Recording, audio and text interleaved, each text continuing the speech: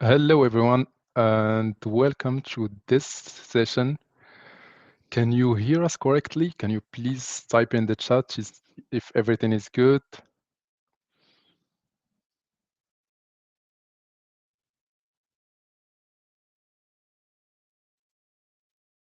Awesome.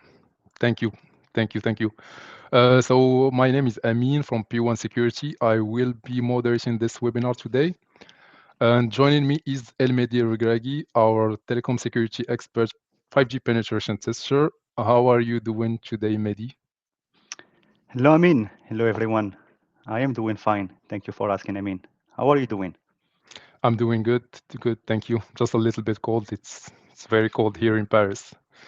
By the way, tell us where you're joining us from in the chat. Feel free to drop. It's always great to see new names and familiar ones also. So we'll be waiting a couple of minutes for everyone to join. Everyone should be receiving their notifications right now so that they don't miss anything, because we will be sharing some insights that are very important.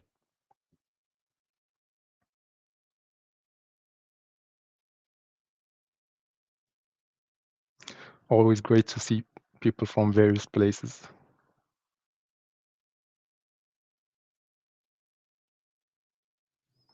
Welcome, everyone. It's great.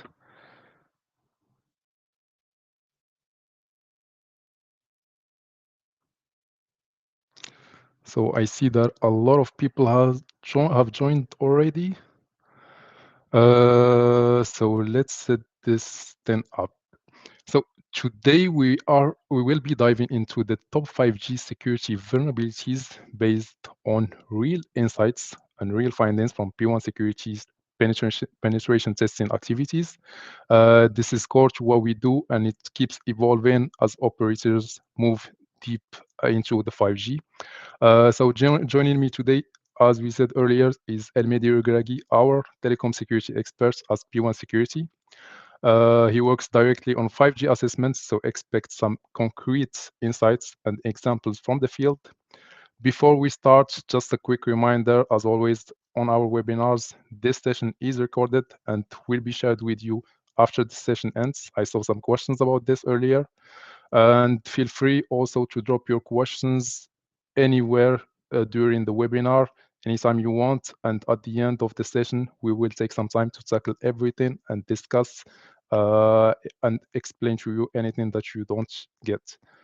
So that's it from me. Mehdi, the floor is yours. Thank you, Amin, for the introduction. And let me put my slides.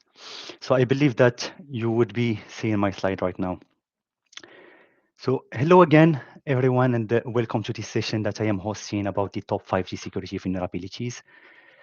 And this is some our insight when we do penetration testing on the 5G core networks. And before we deep dive into these technical or selected vulnerabilities, we will start by an introduction. We see the 5G deployment status today. And also we're gonna talk about telco threat landscape. Then I have selected for you some vulnerabilities on both operation and management and SBI, this service-based interface into 5G core network. And then we're gonna talk about emergent risk in 5G deployment. This would be some theoretical attacks, but they are highly possible depending on what we see today on the different deployment. We finish by a conclusion and then a session for Q&A. So without further ado, let's get started. 5G. So when we talk about the 5G, we are talking about 5G NSA for non-standalone and 5G SA for standalone. So basically we have for the 5G non-standalone 40 core network connected to 5G base station, so basically to node Bs. And the 5G SA is the 5G core, 5G RAN, the full technology of the 5G, where we unlock all the advantages, speed, quality of service, etc. And also some features that they are more relevant, like 5G slicing, etc. So for the 5G SA, we have the new architecture, new technologies. We are talking about especially the SBI for the service-based architecture. And we have also new protocols. So for instance, we have the HTTP2 protocol as the protocol for communication between network function into the core network. And also we are using the JSON format to serialize information and exchange information between the network functions. Still today, the most of the 5G network deployments are still NSA, and this is due to the lack of business use cases for the 5G for MNOs. And vendors, they try to help into finding new use cases and try to monetize the 5G SA for the operator. In our side at P1 Security this year, we mostly worked on 5G SA, so the 5G standalone, and also either for MNOs that they had this already in their network, or they were part of migration rollout to the 5G core network. However, when we talk about the roaming, the interconnect between different MNOs, we still don't see the 5G roaming available. So we have the 5G core SA, and the roaming is still done by the 4G core network. Now, let's have a look about a high-level infrastructure or telco infrastructure. So it will help us to identify or see the different attack surface on this infrastructure. So on the left, we can have all the radio sites and RAN equipment. We have the core network from the 5G to the 2G. We have the operational and the management segment. So this is all the OSS, NMS, network management systems, and also the interconnect between different MNOs. Roaming or the interconnect, also IPX GRS, we can call it IPX GRX network. Then we have the internet side, right? And this, we're gonna have all the internet facing assets, the stuff, and also some other domain, FTTH, routers, etc., that they can be interconnected directly to the core network. We may also have from here some connection from the partners, or especially maybe the vendor, that they are controlling or configuring the core network, and they need to have access to the operation and management segment network, so they can configure the core network. So this recent year, we have seen a lot of attacks against the telecom core network, and we knew that the core network is, the telecom infrastructure is it is attacked by nation state actors, right? And this year we have seen the incidents around the SK Telecom, and it was more a wake-up call about the security and the importance of securing the telecom infrastructure. So here we are defining some threat actor, especially some APT that have been targeting the telco network. So on the top right, so here we have the roaming perspective, the interconnect between different MNOs. We had two main APT light basin and also liminal panda that was operating these recent years. And they are attacking the telco network from roaming perspective, especially looking for services that they should not be open, but they found them open, and then they can exploit them and manage their initial access. Then we have all the internet attacks. So this is when we have the more APTs, because it's a large attack surface. It could be by compromising the internet-facing assets. So what are they? It could be SharePoint, or it could be some asset that they are supposed to protect our network, especially the network perimeter, like routers, like VPNs, like firewalls. And the tendency in this recent year, we have seen many 0 days and CVEs against this equipment, and they are used as an additional access. Then we have the staff, it's our employees that they could be targeted. The compromise could happen through several various formats of phishing. So we can talk about smishing, we can talk about phishing, etc. Or they could also be targeted by some supply chain attack. So in late August and September, we have witnessed a large supply chain compromise. It was against the NPM registry. And why it impacts our employees, for example, because they may be using this registry or installing these packages. And if they do, they may get compromised. And we have seen also a worm called Shaiolu that was spreading into this NPM registry. And this is somehow giving us an idea about how critical the supply chain and the security regarding it is super important. So regarding the APTs, we have seen Thought Typhoon, so the infamous ones. Recently, we have Phantom Taurus. It's a new attribution by Palo Alto late September, and others that they are targeting critical infrastructure like telecommunication. In the left side, here we have several incidents that happened, but no attribution to any threat actors. We have seen Kachi Telecom, for example, in Korea, and also some threat actors. They may be using malicious user to attack the core network. And here we are really talking about some bad network segmentation that may be happening. Now, when the IPT, they gain the initial access, right? So this is only the first step. And then various steps they will follow will be related to the lateral movement, right? So lateral movement is the ability or the action that the threat actor they're going to conduct so they can move laterally and compromise several network function or several assets within the network. So for instance, if we came from the IT infrastructure, right, the operation and management would be the way to go.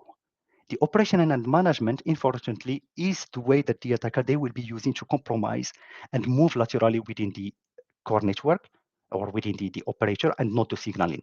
So the signaling interfaces are used if we have reachability to them, for example, they will be used for signaling intelligence.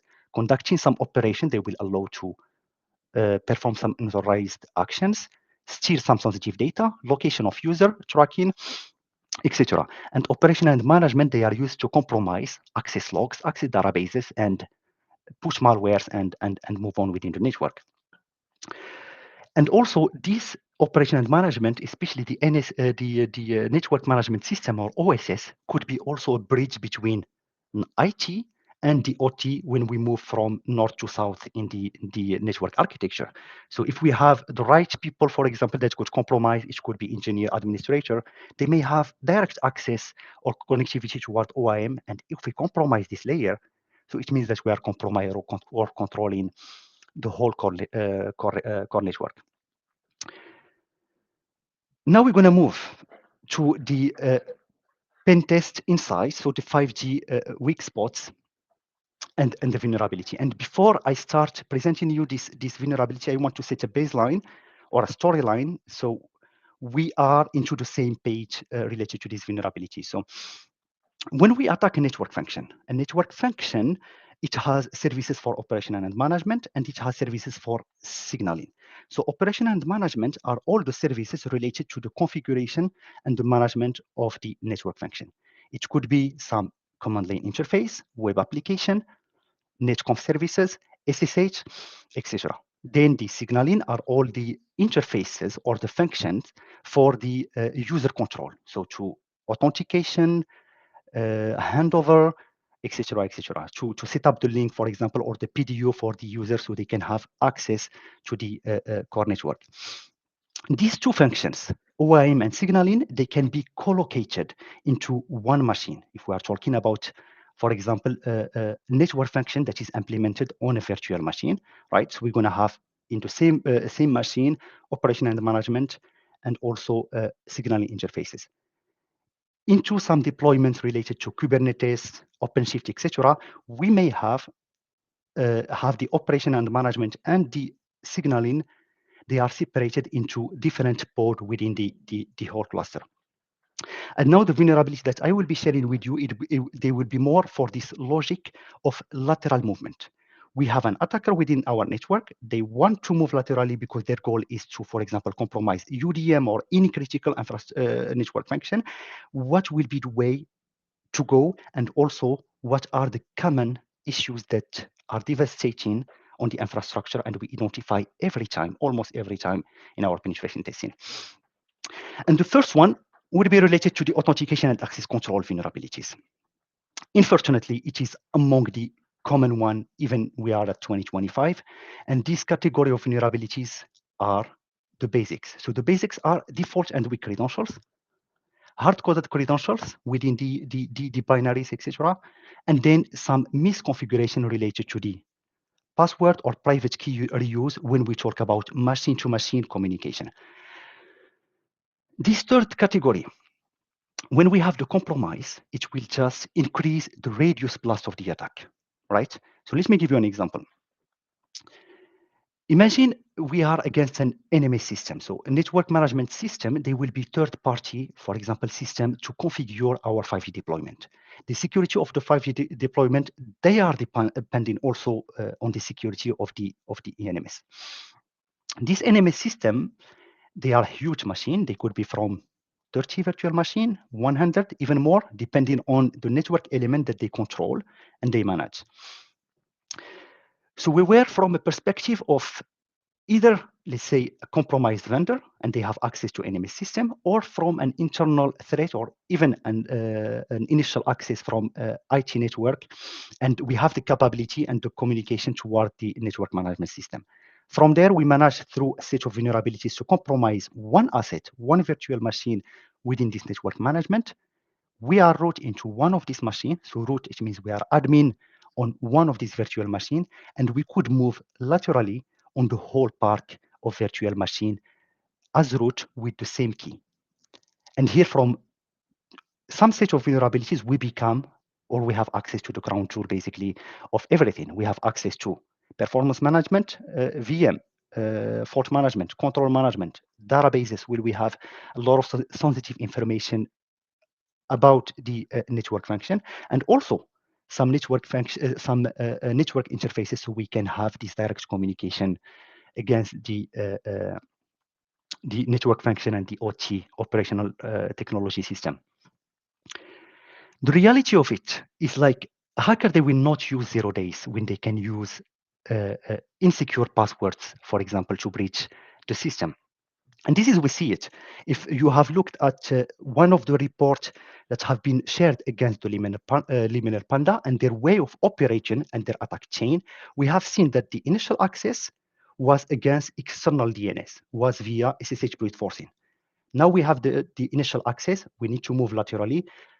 A lot of, or almost all the lateral movement techniques was conducted over SSH. It means that they were using either default network credentials or plain text credentials that have been identified within the compromised equipment on the way. And this is the reality. So when we have a post-deployment, right, we have a vendor that's done the post-deployment of our 5G network. Who clean up or remove this password or this username and password?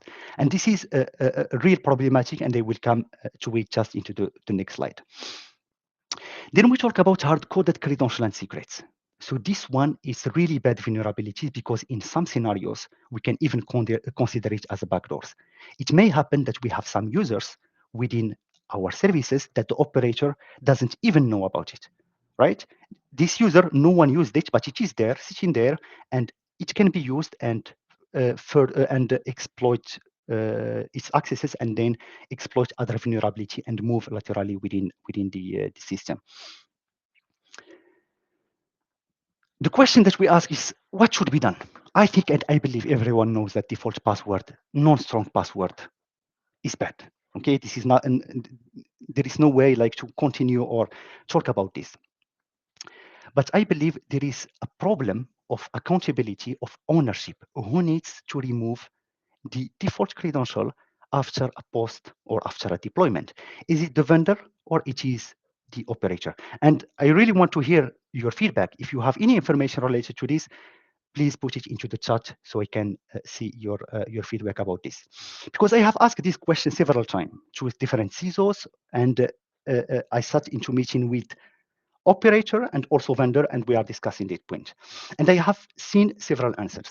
So one CISO from a specific country, they have specific laws, they were claiming that if a breach happened from this segment, the vendor will pay a lot of money. In other meeting, the operator were directly asking the vendor to change the password, and in others where the vendor was saying, it's your fault, you need to change the password depending on our hardening guidelines. So I believe that sometimes the ownership, it is not clear, and this is why we have this unnecessary attack surface within our network. Now, if it is clear, imagine that we have an operator that have managed services by the vendor, and they are operating their core network and run network, for example. Maybe it is possible or advisable to perform a post-deployment hardening verification. It could be either via an internal audit, where we go and we check that everything is good and we remove this attack surface, or the vendor will provide a document stating that they followed the hardening guideline and it is done correctly. It also could be done via penetration testing activity as a part, as a scope, verify this attack surface. Why? Why this is super important? Because you may call for penetration testing, you may find 0 days, you may find critical vulnerability into your network, but if the baseline it is not secure, the attacker will still use the default credential to move laterally because it is indetectable. When we are moving laterally and they have some default passwords, I am even not raising alerts. And also it is easier. When it comes to hard-coded credential, so this is bad and it allows, or it is needed from both operator and vendor to conduct various penetration testing so they can identify this attack surface and remove it. Now I will be moving to the second vulnerability, and let's put it that way. So imagine we have an attacker within our system, and we have done correctly our hardening guidelines, our security hygiene. We don't have any default credential that the attacker can use to move laterally. Here, the attacker, they need to use several techniques. So these techniques, they are described into, for example, the attack into the MITRE attack framework.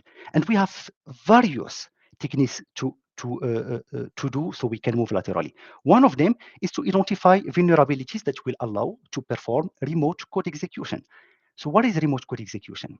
So remote code execution is the ability of an attacker to run arbitrary command into a target and then compromise therefore compromise the target.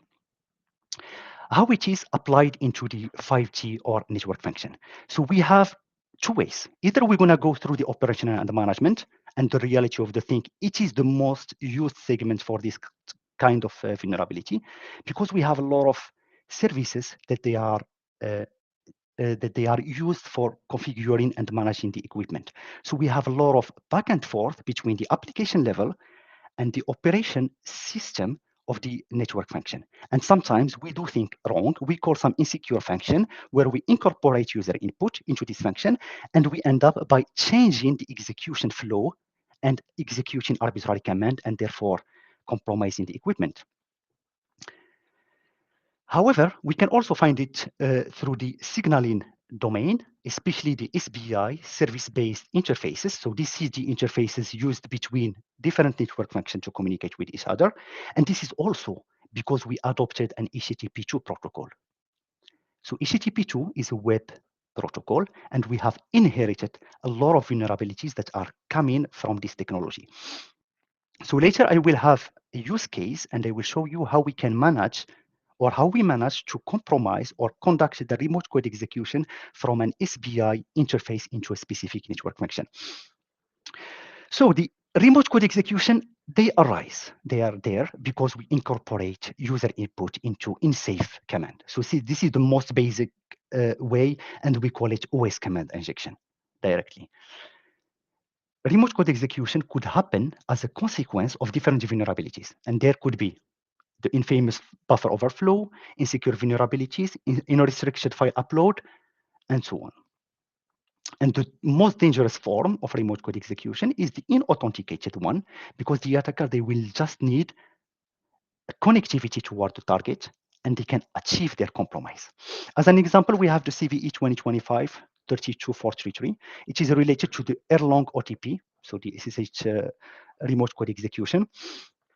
It happened this year, and this vulnerability allowed the execution of arbitrary command just by having connectivity toward the target in specific, of course, condition. And just for your information, this CVE was weaponized into the wild. This CVE was used by threat actor, and it appears into the CISA CAVE catalog. So for the CAVE is for the known exploitable vulnerability, where the CISA mark CVE because they have seen wild weaponization or compromise or threat actor using it. So it means that the attacker, they are using this type of vulnerability if they exist. And this is what they do to move laterally and compromise further equipment and within the core network. Now I'll be sharing with you one use case that we have identified it several times. Straightforward, and it leads to unauthenticated remote execution.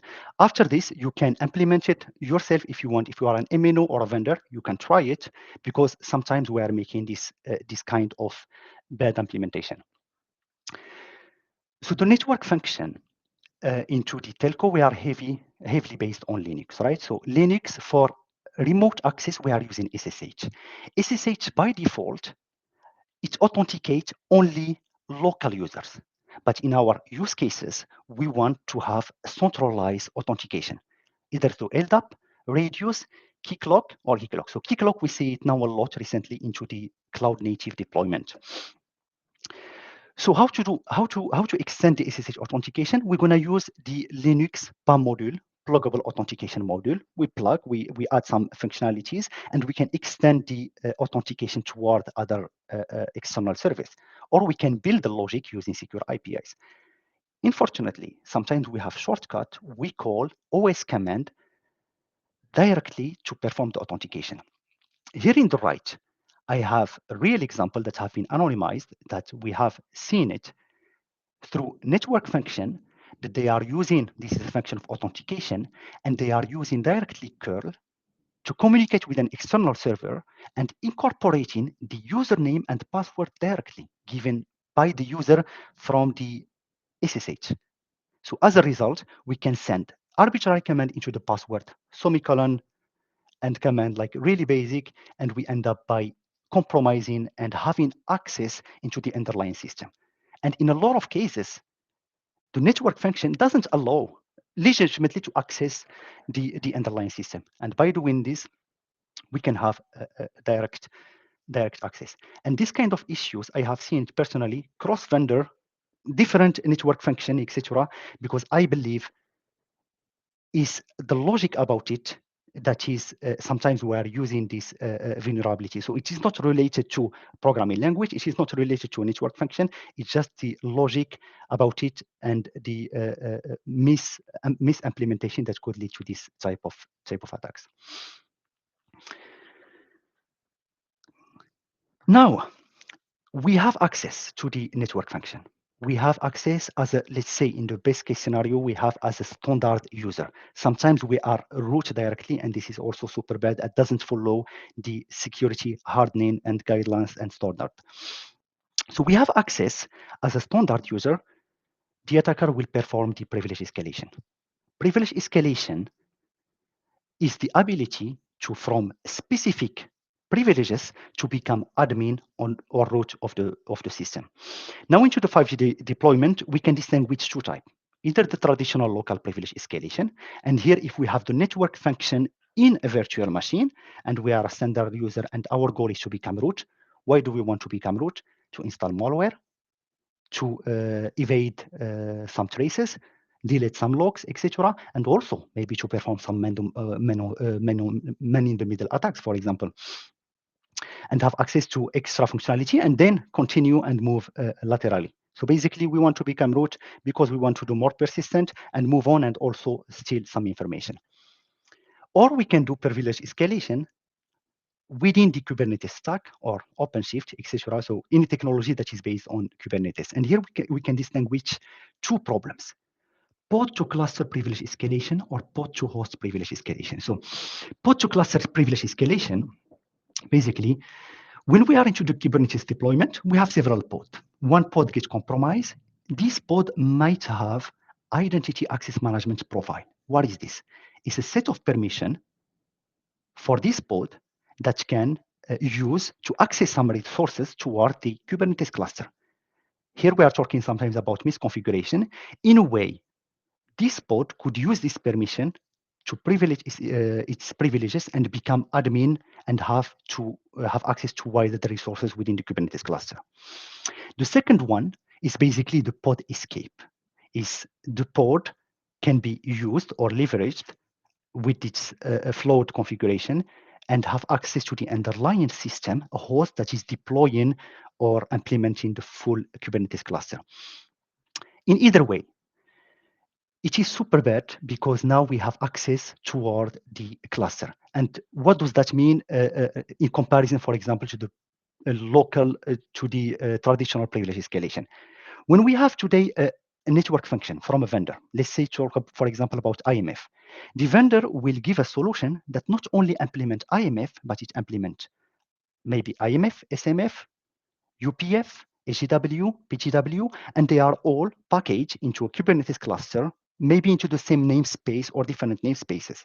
So when we are gaining administrative access toward the cluster, we are not only controlling the pod that have been compromised, but we are moving laterally. We can execute, we can perform operation toward other network function.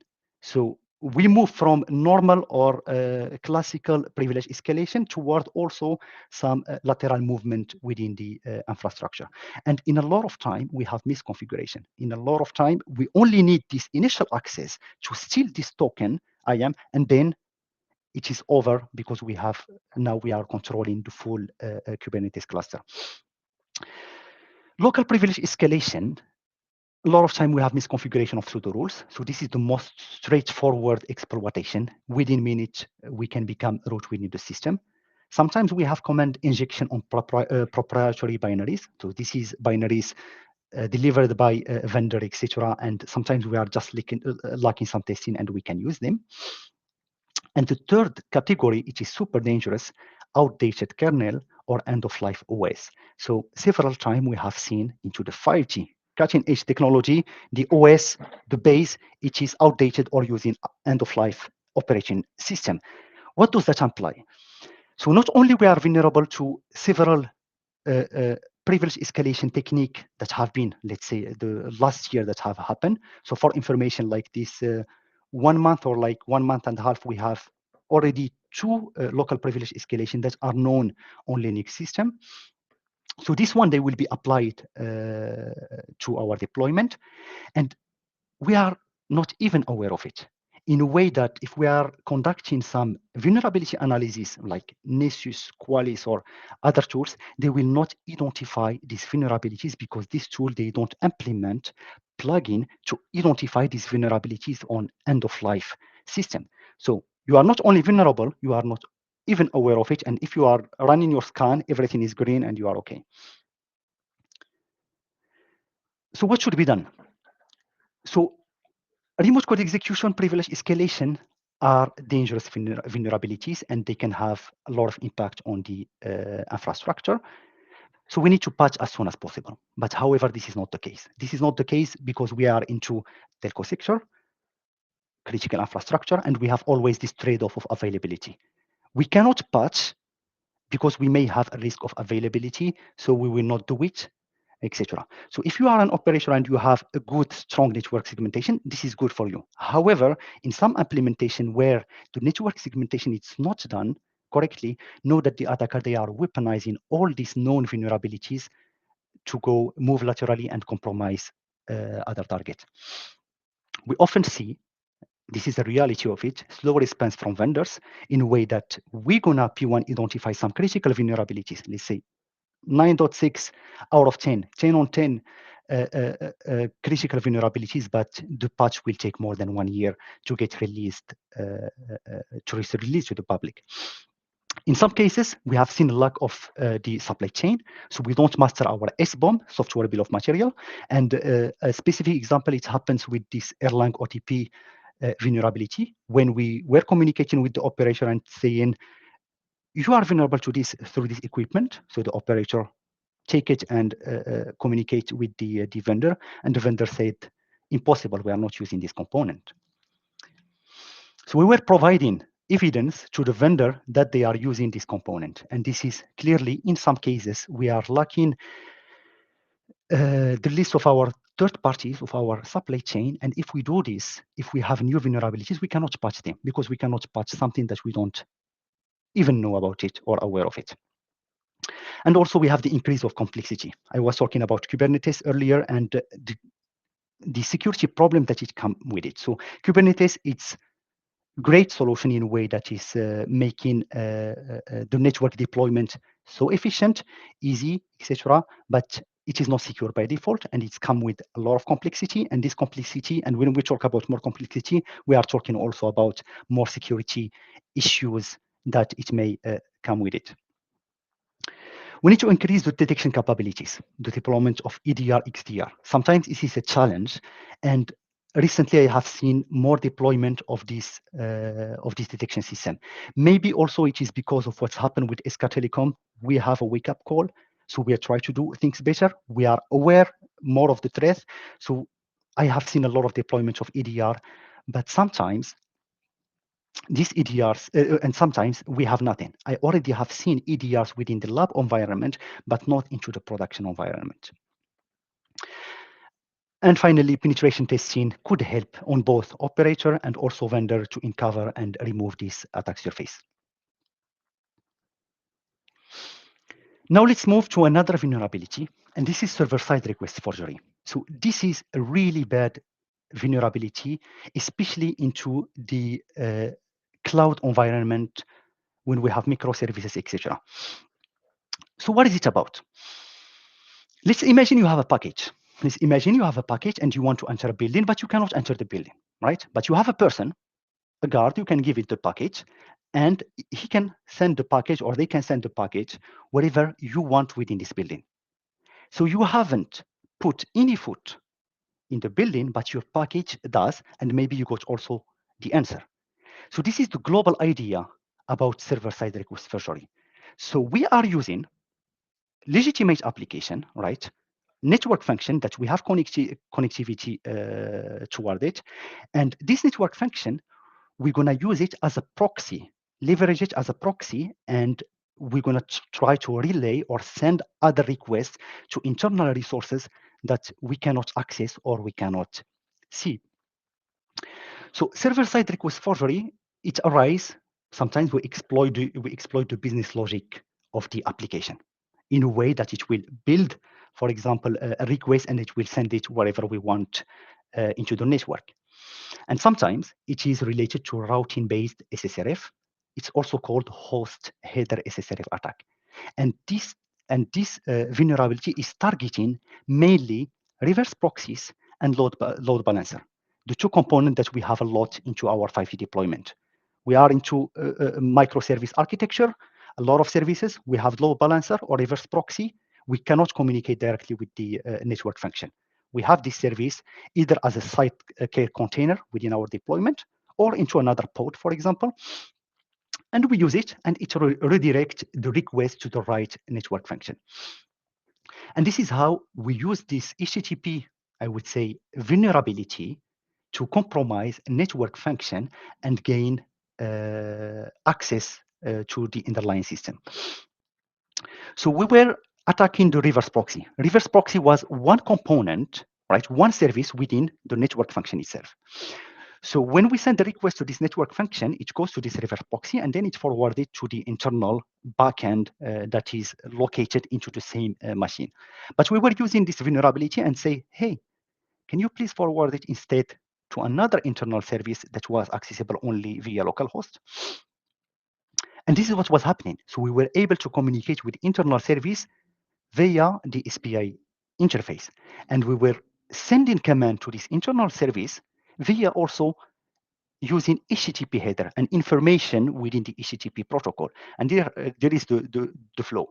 We send, it go to the internal service, and the service is execute what we have asked. So retrieve a malicious library from the P1 machine. Then we try again. Can you please now load the malicious library? And by loading this malicious library, malicious code getting execute and giving a shell access or reverse shell access toward the target machine. So at the end, we do not care if it was SBI or OAM, because like the beginning was through the signaling interface, but the execution happened through an OAM service. They are co-located, and at the end, we have access to the underlying and compromission of the network function. Server-side request forgery could also happen via the abuse of indirect communication for within the SBI, say the service-based architecture. So into the 3GPP specification, we have defined two ways how network function can communicate with each other. Either direct communication, and this way, for example, IMF knows the SMF or any other network function to communicate with. We have a direct communication, or indirect communication where we put an ECP, and also SEPP could also, in some cases, do the same role of ECP and forward request to another network function. And for the indirect communication, we have two types. Either the IMF knows exactly which SMF, and then it goes to the ECP and say, hey, can you please forward this request to this SMF? And for this, we are using the 3GPP SBI target API route. So this is a custom HTTP header that have been defined for this purpose. Or we have an indirect communication via service delegation. The IMF says to the ECP, I want to send this to an SMF, and then the ECP will try to find a suitable SMF toward to whom to send the request. So in the first option, what's happened when we have a compromised, we have a malicious, or we have coming from, let's say, Roman perspective, and we try to communicate, for example, with the ECP, and instead of putting right target FQDN of the other network function, we are putting IPs, domain names for other internal resources. And this is also how we can leverage this vulnerability into the 5G, how it's defined into the 5G specification, and also if the routing it is not done correctly. So this is an example that we have built where we leverage the ECP function and use it to map the whole network and internal resources of the infrastructure. So not only we can know what are the IPs that they are alive and we cannot access to them because they are internal IPs of the Kubernetes cluster, but we can even also know what are the port that they are open or not. So we leverage the SSRF to build some kind of nmap scanner toward the infrastructure. Here is the example. We are targeting this IP, internal Kubernetes IP. We have this host enrichable, and then we try with another IP, and we know that is available, but also what are the ports that they are open. So it will help build a map, know what are the services inside, and then build a custom exploit as I have just described into the previous slide to compromise the network function. Then the last vulnerability will be denial of service into the 5G SBI. So denial of service is putting basically the target in a state that legitimate user cannot access it. We can even crash it or like overwhelm it with some requests, and then it will not perform the legitimate use case or action from these services. So we see a lot of denial of service on the SBI interfaces, and this is maybe because also of the rich structure of the SBI requests. So when we talk about the HTTP to APIs, sometimes we have APIs with more than 50 attributes, 50 parameters, without talking about the 3GPP mandatory to support headers, HTTP headers. And this list of these headers, it is increasing. So from the, I think release 16 to now 18, we have seen like, we go from 2 to maybe like 10 or even more. What does that mean? More parameters, more controllable user input, more processing into the backend, more processing into the backend, more possibilities that it may go wrong. And we may end up by having a bug or crashing the service. So the denial of service, it happens sometimes just because we have a JSON parser issues in the backend, in a way that we're going to just add the bogus parameter that has nothing to do there, and then we have a crash. So this is just normal bug within the software, within the development that we are doing. It could also happen from really the user input, like for example, the MZs that we are sending between the network function, or sometimes it could be using the REDOS for regular expression denial of service. And this is an overlooked risk because network function, they are heavily based on regular expression to validate the MZs, to validate the callback EURI when we subscribe for kind of notification, etc. And what I have seen is, especially for validating the URLs we are building, or maybe we are just using, because it's super hard also regular expression. So we are using a regular expression from internet, and these regular expressions that are not well optimized. In a way, one request with a bogus URL that have, let's say, 30 to 50 characters will consume or trigger a lot of consumption into the backend application of CPU and lead to its crash. We can also have buffer overflow vulnerabilities if we are using unsafe languages into the backend, and this one, ultimately, it may lead also to the compromise of the network function. So what should we do?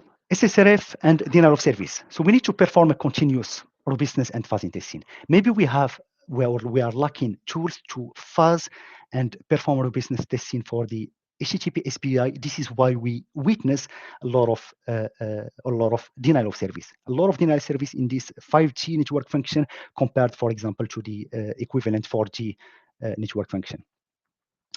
If we enforce the network segmentation and application access level control, we can mitigate this risk. So today, the OO2, we don't see it. So, and the OO2, we don't see it implemented. And it is increasing the risk because there is no application level control or scope defined. And I will send a request, for example, or we send a request toward the network function, and it will process its content.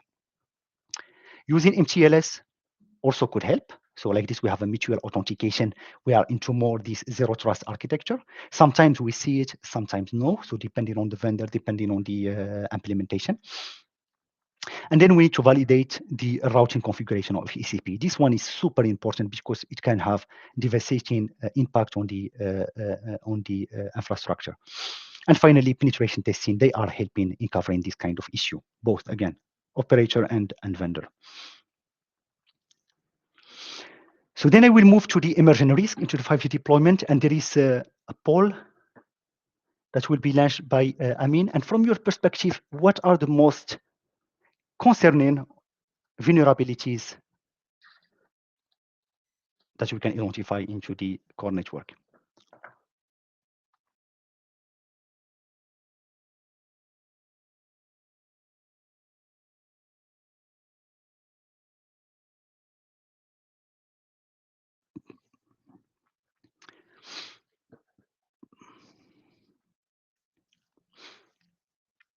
Okay, so let's resume. Now, what are the risks or emerging risks in the 5G deployment? First one, of course, is the server-side request forgery. And this is from the roaming perspective. It's theoretical because we haven't seen it in the deployment of the 5G roaming, so we can try it and validate it. So from roaming perspective, we have a SEPP. So this network function, they are communicating with other SEPs of other MNOs through the N32 interface. And into the specification, how does the SEP will know to which network function will forward the request from incoming request from another MNO? So they are using either the 3GPP SBI target API route header. So this is the one that I have just described for the ECP. If one of those or one of them doesn't support this header, they need to use the host header, especially the authority header. This is how we call it into the HTTP2 protocol. So here the risk is we have a compromised MNOs, malicious MNOs. We don't have a valid or strict routing in the edge into the SEP, and we can use it to first map all the infrastructure, or also maybe access some other network segment like operational and management. So this kind of risks, before we go live to the roaming, we should be able to validate it and make sure that we don't have these this type of issues. Then support of HTTP1. So the 3GPP specification, we are saying that we need to support, we need the protocol, standard protocol of communication between network function is the HTTP2 or maybe higher. So we may have a support of HTTP3 in the future. But HTTP1, it is not one of them. And why is that problematic? Because HTTP1 first is an old protocol. It comes with many flaws, with many vulnerabilities that have been fixed into the HTTP2 protocol. One big category of vulnerabilities on the HTTP1 is the HTTP request smuggling. So this is a class of attacks. Sometimes it is compared to the infamous buffer overflow, the most, I would say, known vulnerability, or among the first one that we have seen against the application. So what is this HTTP smuggling? So this one, it is effective, or it can be used when we have an environment with front end and the back end, proxy and the backend. It could be network function. And this is the two elements that we have in our 5G deployment. So basically, the attacker will send a bogus request in a way that the front end, let's say the SEPP, will understand it as one request. It goes to the backend. The backend said, like, wait, these are two requests. And then they answer the two requests. So we manage to, in some cases, to poison the pool of HTTP requests. One of the consequences could be, for example, exfiltration of data and bypassing the firewall rules that we have in the H. So here I have a theoretical proof. It is not a vulnerability yet. We cannot consider it because we don't know how it will be into, for example, implemented into the SEPP. So here we are targeting the ECP and we are abusing or trying the HTTP pipelining. So this is a feature, it's only working on the HTTP1. So basically HTTP1 is a slow protocol. We have one TCP connection, one request. HTTP pipelining increase the speed in a way that in one TCP connection, I can send several HTTP requests and they get several HTTP answers at once. Not all the proxies, they are supporting this feature. So this is why it can create some kind of bogus implementation. Sometimes when we implement it, we have bogus implementation in a way that the proxy will take the pool of requests and validate only the first one. And here I have, for example, get/endpoint, I'm a good request, I swear. So something like some kind of requests that are legitimate. And just after it, I have another request that is requesting the IMF through the ECP to get the localization of a user through SMZ. And of course, into the backend, it will be processed as two, and we're going to have the answer. First one is bad request. We don't have this endpoint. And the second one will contain this sensitive information. So this is possible that if we keep the support of HTTP1 within the network function, this kind of attack, especially HTTP smuggling, will be used to access sensitive information, bypass firewall rules, etc. It could be used for tracking, access sensitive information, localization of user, etc. And maybe even perform some fraud action on the network. So in any way, if we have the support of HTTP1, we need to ensure that all the upstream communication, for example, from the SEPP, when they receive the request, in say SEPP it's supporting the HTTP1 request, all the upstream communication should be exclusively with the HTTP2, so we can avoid this misunderstanding between these two equipment and lead to this smuggling type of vulnerabilities. Or maybe we just follow the specification. So, and finally, supply chain security and patch management. So 5G network, we have seen a lot of the use of open source tool, right? We have a lot of third-party libraries that we are using. Okay, this is, let's say, good. It comes with a lot of problematic also. So we have the supply chain security. So this is what we are talking a lot about it this recent year.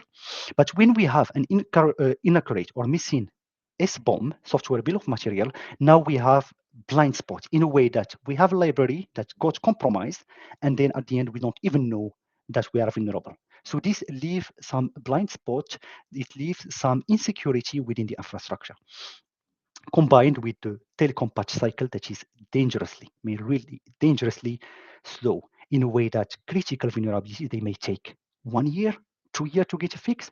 So here I have selected some CVEs. So this is just a normal analysis from different CVEs on different vendors. So we can see here the CVSS score that have been set by the vendor are either high or critical. We look at this one, 9.6.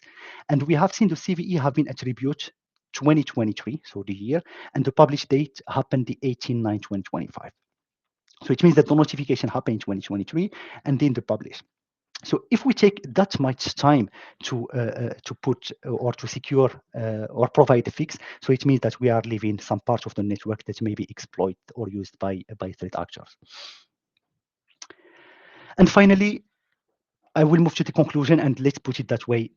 Maybe what should we do to prevent APT risk? What should we do to prevent these threat actors to not compromise our network? And the answer to that is we go back to the basics. And the basics is security hygiene over our attack surface management, external and also internal, so we can avoid any unnecessary attack surface, especially hardening the system and password management and MFA when possible. Then network segmentation and user segmentation. So we segment the network. We have clear separation between within our network and also our users. And finally, security operation is our capabilities of detection and response. And also, why not adding some deceptive technologies like honey tokens that may be easy to put in place, and they can have effective ways to detect early an attack before the attacker they go further. And that is how it goes. The initial access might happen either through internal internet assets or through employee, etc. The attacker, they will try to move laterally if their goal is, for example, to compromise the core network. The more our security hygiene is good and network segmentation, the more there is struggle, the more there is noise from the attackers. The more noise from the threat actor, the more the capability of detection. The more we detect early, the more our ability of responding, and when responding, maybe our ability of ejection of the APT from the network before it will be devastating. This was my last slide.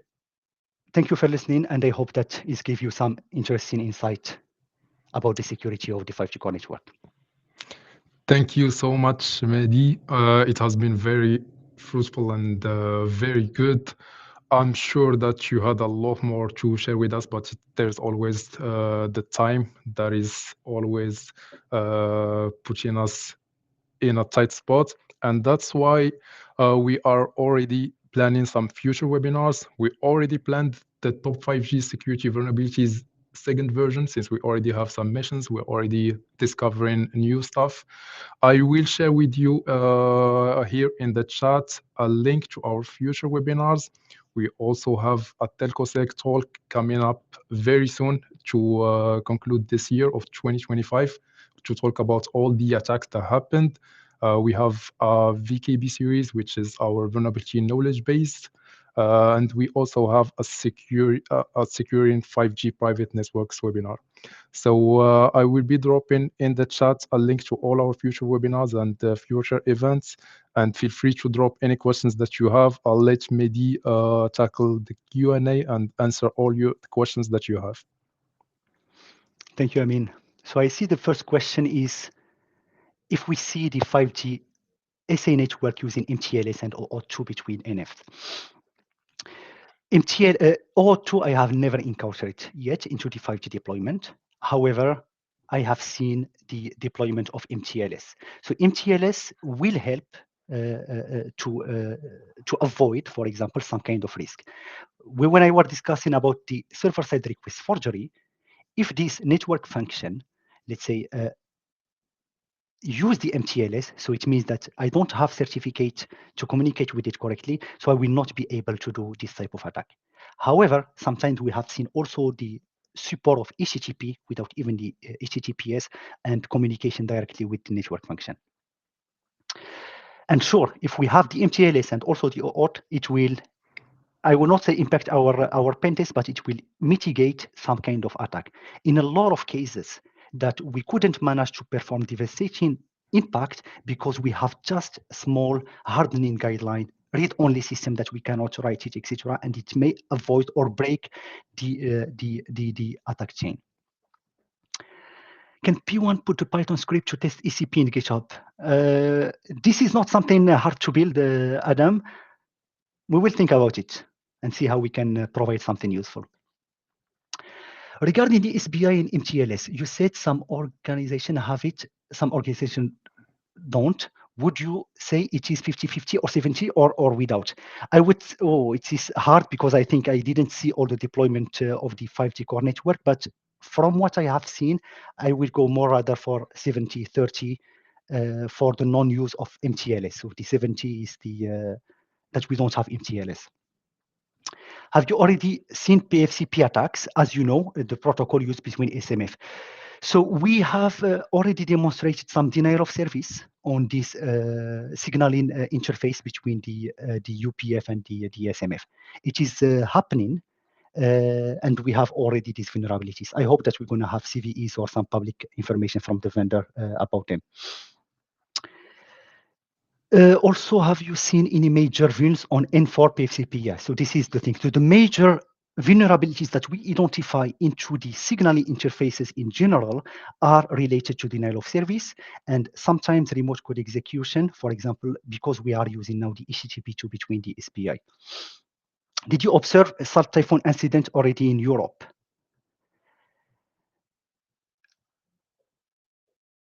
I think I cannot answer this question. From our P1 side, we are not doing incident response and checking this.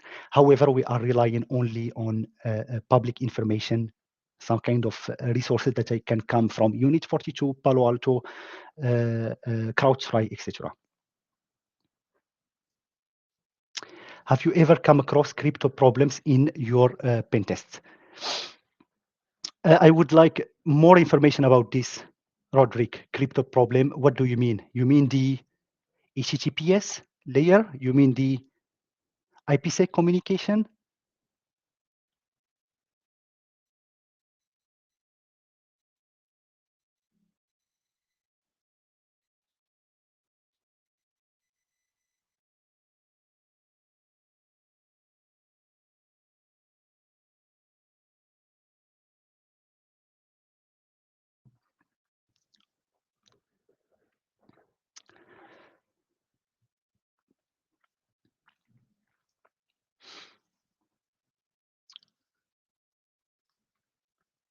The set of algorithm used to secure the RF link.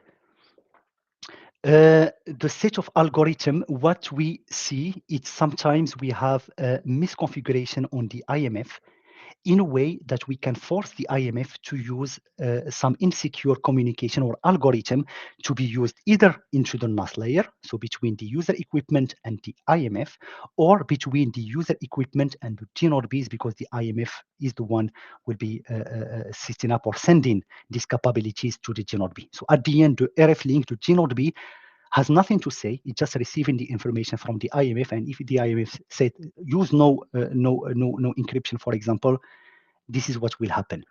In a lot of cases, if we have an equipment or an IMF that is SCAS compliant, that is NESA certified, this problem should not happen because this test case is specifically of not using strong encryption algorithm. It is handled and tested into this kind of certification.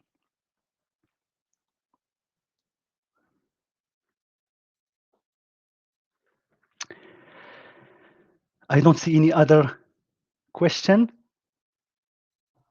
Thank you, Mehdi, for answering all these questions. Yes, I don't think we have any other questions, and we're just right on time. So I dropped some links for you guys to register for our upcoming webinars, and we can always have a talk. We shared our link to book a call with us and our contact email to contact us directly with any questions that you have. We can discuss them more privately or on another session. Thank you everyone for coming. Thank you so much, Mehdi. It has been very great. We learned a lot of new things. And I think that's it. We can close this session and we'll see you guys in the upcoming one. Thank you. Have a great day. Thank you so much, Bye. everyone. Have a great end of the day. Goodbye.